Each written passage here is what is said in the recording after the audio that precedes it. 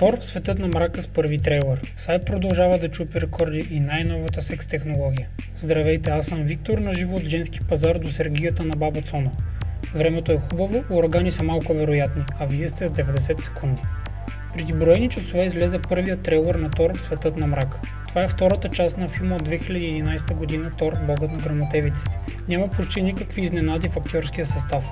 Крис Хемсуърт отново облича лъскавите доспехи и си партнира с Натали Портман. Филмът излиза по кината в България на 8 ноември. Има още доста да почакаме.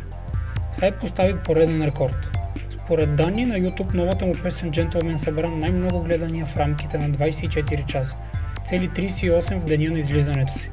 Така Сай надмина постижението на филма Кони 2012, който за същото време събра скромните 30 милиона.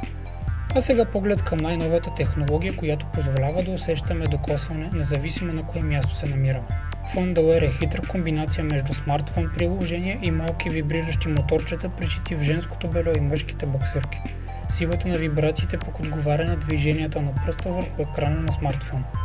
Какво не биха направили хората за секс?